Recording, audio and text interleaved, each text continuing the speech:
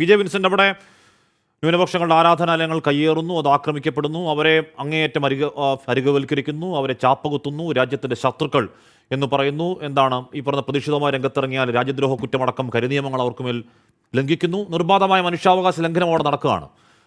India ഒരു രാജ്യം എന്നുള്ള നിലയ്ക്ക് അല്ലെങ്കിൽ മറ്റു രാജ്യങ്ങൾക്ക് UN ഒക്കെ ബംഗ്ലാദേശിൽ ഇടപെടൽ എങ്ങനെയാണ് സാധ്യമാവുക? Doctor P J Vincent. UN-ഉം അതുപോലെ അന്താരാഷ്ട്ര ഏജൻസികൾക്കും ഒക്കെ ഇടപെടാൻ സാധിക്കും. അതിൽ ഏറ്റവും പ്രധാനപ്പെട്ടത് ഇന്ത്യ ഒരു ശക്തമായ രാഷ്ട്രമാണ്. ഈ വിഷയത്തിൽ വളരെ കൃത്യവും സൂക്ഷ്മവും തൃണമൂല തലത്തിൽ വ്യാപ്തിയുമുള്ള ഇടപെടൽ ഇന്ത്യയുടെ ഭാഗത്തു നിന്നുണ്ടാവണം. അതിന് ഒട്ടും മടി കാണിക്കരുത്. അതിൽ വളരെ സ്വിഫ്റ്റായിട്ടുള്ള ആക്ഷൻ വേണം. അത് ഉണ്ടാവുന്നില്ല എന്നുള്ളതാണ് പ്രധാനപ്പെട്ട വിഷയം. ഇപ്പോൾ 2002 ഗുജറാത്ത് കലാപത്തിൻ്റെ പശ്ചാത്തലത്തിൽ അന്നത്തെ ഗുജറാത്ത് മുഖ്യമന്ത്രിയായിട്ടുള്ള നരേന്ദ്രമോദിക്ക് അമേരിക്ക വിസ നിഷേധിക്കുകയുണ്ടായി. അമേരിക്കയ്ക്ക് അങ്ങനെ ചെയ്യാൻ സാധിക്കുന്നുണ്ട്. അപ്പോൾ ഇന്ത്യ തൊട്ടടുത്ത് കിടക്കുന്ന ഒരു രാജ്യമാണ്, നമ്മുടെ തന്നെ ഒരു ഭാഗമെന്ന് വേണമെങ്കിൽ പറയാം. 1905 ബംഗാൾ വിഭജനം ഉണ്ടായപ്പോൾ ഹിന്ദുക്കളും മുസ്ലിമുകളും ഗംഗാനദിയിലെ വെള്ളമെടുത്ത് സത്യപ്രതിജ്ഞ ചെയ്ത് വന്ദേ ഭാരതം പാടി നമ്മൾ സഹോദരരാണെന്ന് പറഞ്ഞ് നടന്നുപോയ വീഥികളാണത്. പിന്നീട് മതത്തിൻ്റെ പേരിൽ വിഭജനമുണ്ടായി, 2 രാജ്യമായി. ഇന്ന് ഷെയ്ഖ് ഹസീനയുടെ ഭരണകാലത്ത് 2009 മുതൽ 2024 വരെ തുടർച്ചയായിട്ട് ഷെയ്ഖ് ഹസീന അധികാരത്തിലിരുന്നു. അതൊരു തരത്തിൽ എലക്റ്റഡ് ഓട്ടോക്രസി എന്ന നിലയിലേക്ക് വിമർശിക്കപ്പെടുന്നുണ്ട്. പക്ഷേ ആ കാലത്ത് ഇന്ത്യയുമായിട്ട് വളരെ അടുത്ത ബന്ധമുണ്ടായിരുന്നു എന്നുള്ളത് വാസ്തവമാണ്. 1971 ബംഗ്ലാദേശ് യുദ്ധത്തിൻ്റെ ഒരു തുടർച്ച നമുക്ക് ഇവിടെയും കാണാൻ സാധിക്കും. ഏകദേശം 3 ലക്ഷം മുതൽ 30 ലക്ഷം വരെ എന്നൊക്കെയാണ് കണക്കുകൾ പറയുന്നത്. അത്രയും അധികം ആളുകൾ കൊല ചെയ്യപ്പെടുകയും 1 കോടിയോളം മനുഷ്യർ ഇന്റേണലി ഡിസ്പ്ലേസ്ഡ് ആവുകയൊക്കെ ചെയ്ത, ഒരുപക്ഷെ 20-ാം നൂറ്റാണ്ടിലെ 2ാം പാതിയിൽ ലോകം ദർശിച്ച ഏറ്റവും വലിയ കൂട്ടക്കൊലയും പലായനവും ഒക്കെ സംഭവിച്ചത് 1971 ആ ഘട്ടത്തിലാണ് ഇന്ത്യക്ക് അവിടെ ഇടപെടേണ്ടി വന്നത്. ബംഗ്ലാദേശ് ഒരു രാജ്യമായി മാറിയത്. ഈ ബംഗ്ലാദേശ് ഒരു രാജ്യമായി മാറിയതിന് ശേഷം ഒരു പരിധി വരെ ഒരു സെക്യുലർ ക്രെഡൻഷ്യൽസ് ആ രാജ്യം നിലനിർത്തിയിരുന്നു, വിശിഷ്യ ഷെയ്ഖ് ഹസീനയുടെ ഭരണ കാലഘട്ടത്തിൽ. അതുമാത്രമല്ല, സമീപകാലത്ത് 2014 ഇപ്പം ശ്രീനിവാസൻ സാർ തന്നെ വളരെ ആഴത്തിൽ പഠിച്ചിട്ടുള്ള മോ ഡിപ്ലോമസി എന്ന ഗ്രന്ഥം എഴുതുകയുണ്ടായി. നരേന്ദ്രമോദിയുടെ ആദ്യത്തെ 5 വർഷത്തെ ഫോറിൻ പോളിസിയെ വിശദമായി വിശകലനം ചെയ്യുന്ന ഗ്രന്ഥമാണിത്. അപ്പോൾ നെയ്ബർഹുഡ് പോളിസി വളരെ കൃത്യമായിട്ട് ആദ്യത്തെ 5 വർഷത്തിൽ നരേന്ദ്രമോദി മുന്നോട്ട് കൊണ്ടുപോവുകയുണ്ടായി. അതിൻ്റെ ഭാഗമായി ഈ രാജ്യങ്ങളുമായിട്ടൊക്കെ വളരെ അടുത്ത ബന്ധം സൂക്ഷിക്കുവാനും അത് ശക്തിപ്പെടുത്തുവാനും സാധിച്ചു. പക്ഷേ ഇന്നത്തെ ഉയർപ്പ് മറ്റ് രൂപത്തിലാണ് കാണേണ്ടത്.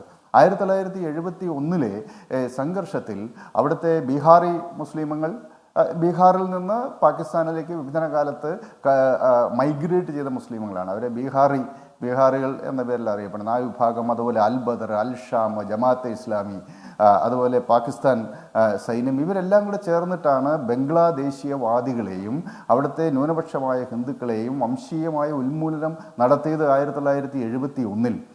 അപ്പം അതിൽ ആയിരക്കണക്കിന് സ്ത്രീകൾ ബലാത്സംഗം ചെയ്യുന്നു, ജിനോസൈഡൽ റേപ്പ് നടന്നു. ഇതിൻ്റെ ഭാഗമായിട്ട് അത്തരം സ്ത്രീകളെ ഇപ്പോൾ ബീരാങ്കന എന്ന ബിരുദം കൊടുത്ത് പെൻഷൻ കൊടുത്ത് ബംഗ്ലാദേശ് സർക്കാർ സംരക്ഷിക്കുകയാണ്. അത് ബീഗം ഖലീദ സിയയുടെ സർക്കാരും ഷെയ്ഖ് ഹസീനയുടെ സർക്കാരും അവരെ സംരക്ഷിക്കുകയുണ്ടായി.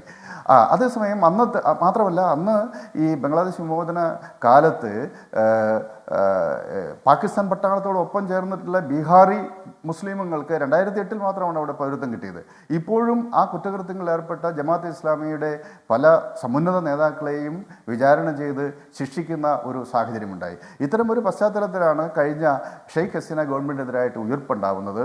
ആ ഉയർപ്പിൽ അവിടുത്തെ തീവ്രവാദ ശക്തികൾ വളരെ കൃത്യമായി ഇടപെടുകയുണ്ടായി. ഇപ്പോൾ ചീഫ് അഡ്വൈസർ എന്നതിൽ മുഹമ്മദ് യൂനൂസ് അധികാരത്തിലിരിക്കുന്നുണ്ടെങ്കിലും ശരിക്കുള്ള അധികാരം ഒരു തരത്തിൽ മോബ് റൂള് ആണ് അവിടെ സംഭവിക്കുന്നത്. അതിൻ്റെ ഭാഗമായിട്ടാണ് തെരുവീതികളിൽ മതന്യൂനപക്ഷങ്ങൾ വ്യാപകമായി ആക്രമിക്കപ്പെടുന്നത്. അത് ഹിന്ദുക്കൾ മാത്രമല്ല, ഹിന്ദുക്കളും മുസ്ലിമുകളും ബുദ്ധമതക്കാരും ചേർന്നിട്ടുള്ള ഒരു സമിതി അവിടെ രൂപീകരിച്ചിട്ടുണ്ട്. ഈ വിഭാഗത്തിൽപ്പെടുന്ന ആളുകളെല്ലാം വ്യാപകമായ അക്രമത്തിന് ഇരയാകുന്നുണ്ട്. അതൊരു ട്രാൻസിഷണൽ പീരീഡിലെ സംഘർഷമായിട്ട് നമുക്ക് കാണാവുന്നതാണ്. കാരണം ഒരു വ്യവസ്ഥാപിതമായ ഗവൺമെൻറ് ഇപ്പോൾ അവിടെയുണ്ട് എന്ന് പറയാൻ സാധിക്കില്ല. അഡ്വൈസറുടെ റോളാണ് മുഹമ്മദ് യൂനൂസിനുള്ളത്. ഒരു താൽക്കാലിക ഗവൺമെൻറ്റാണ്, ഒരു ഇൻറ്ററിം ഗവൺമെൻറ്റാണ്. അപ്പോൾ ഈ ഗവൺമെൻറ്റിന് ഫലപ്രദമായി ലോ ആൻഡ് ഓർഡർ നിലനിർത്താൻ കഴിയുന്നില്ല എന്ന ചിത്രമാണ് അവിടുന്ന് നമുക്ക് ലഭിക്കുന്നത്. അവിടെ വ്യാപകമായ രീതിയിൽ താങ്കൾ സൂചിപ്പിച്ചതുപോലെ മതന്യൂനപക്ഷങ്ങൾ, വിവിധ വിഭാഗങ്ങൾ, അതിൽ ഹിന്ദുക്കൾ പ്രധാനമാണ്, അതോടൊപ്പം ക്രിസ്ത്യാനികളും ബൗദ്ധന്മാരും, ഈ 3 വിഭാഗങ്ങളും വ്യാപകമായി മോബ് ലിഞ്ചിങ്ങിനും ജനക്കൂട്ടത്തിൻ്റെ ആക്രമണങ്ങൾക്കും വിധേയമാവുന്നുണ്ട്. അതിൽ ഈ തീവ്രവാദ എലമെൻറ്റ്സ് വളരെ സജീവമായി പ്രവർത്തിക്കുന്നു എന്നാണ് ഞാൻ മനസ്സിലാക്കുന്നത്.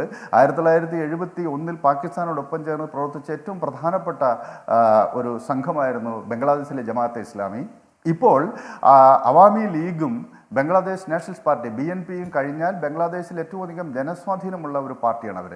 മാത്രമല്ല വിദ്യാർത്ഥി സംഘടനയിൽ അവർക്ക് വലിയ സ്വാധീനമുണ്ട്. ഇപ്പോഴത്തെ ഈ തൃണമൂല തലത്തിലുള്ള സംഘർഷങ്ങൾക്ക് പിന്നിൽ ഇത്തരം ശക്തികളാണ് ഉള്ളത് എന്നാണ് അവിടുന്ന് കിട്ടുന്ന വിവരം. അതുകൊണ്ട് ഇക്കാര്യത്തിൽ രാജ്യങ്ങൾ തമ്മിലുള്ള ബന്ധവും നമ്മളുടെ സാംസ്കാരികമായ ശക്തിയും അന്താരാഷ്ട്ര സംഘടനകളിലൂടെയുള്ള സമ്മർദ്ദവും ഒക്കെ ശക്തിപ്പെടുത്തി അവിടുത്തെ സ്ട്രീറ്റ് വയലൻസ് അടിയന്തരമായി അവസാനിപ്പിക്കാൻ ഭാരതത്തിന് കഴിയണം. അതൊരു പക്ഷേ ഏതെങ്കിലും തരത്തിൽ അവിടെ ഇടപെടാൻ സാധിക്കുന്ന ഏക രാജ്യം ഇന്ത്യയാണ്. അതിനുള്ള ശക്തി നമുക്കുണ്ട്. അത് ഏറ്റവും ഫലപ്രദമായി ചെയ്യുന്നുണ്ടോ ഇല്ലയോ എന്നാണ് പ്രശ്നം. ഏതായാലും ആഗോളതലത്തിൽ അമേരിക്കയിലും യൂറോപ്യൻ രാജ്യങ്ങളിലും ഒക്കെ വലിയ പ്രതിഷേധങ്ങൾ ഇതിൻ്റെ ഭാഗമായി ഇപ്പോൾ തന്നെ അരങ്ങേറുന്നുണ്ട്. യുണൈറ്റഡ് നേഷൻസിൽ അത് സംബന്ധിച്ചുള്ള പരാതി പോയിട്ടുണ്ട്. അപ്പം ആഗോളതലത്തിൽ ബംഗ്ലാദേശിലെ ന്യൂനപക്ഷ വേട്ടയ്ക്കെതിരെ ഒരു ബഹുജനാഭിപ്രായം രൂപപ്പെട്ടു വരുന്നുണ്ട്. പക്ഷേ ഇപ്പോൾ ഇന്ത്യയുടെ ഭാഗത്തു നിന്ന് നമ്മുടെ ഫോറിൻ സെക്രട്ടറി വിക്രം മിശ്രിനെ അവിടേക്ക് അയച്ചു എന്നുള്ളത് വാസ്തവമാണ്. പക്ഷേ അത് മതിയോ എന്നുള്ളത് ആലോചിക്കേണ്ടതാണ്. ഒരു റീജിയണൽ സൂപ്പർ പവർ എന്ന നിലയിൽ, ഈ സൗത്ത് ഏഷ്യയുടെ രാഷ്ട്രീയത്തെ നിർണ്ണയിക്കാൻ ശേഷിയുള്ള ഒരു ശക്തി എന്ന നിലയിൽ ഇത്ര വലിയ ഒരു സംഘർഷ ഭൂമിക അവിടെ രൂപപ്പെടുമ്പോൾ ഈ രൂപത്തിലൊരു അയഞ്ഞ സമീപനമല്ല സ്വീകരിക്കേണ്ടത് എന്നാണ് ഇക്കാര്യത്തിൽ എൻ്റെ വ്യക്തിപരമായ അഭിപ്രായം.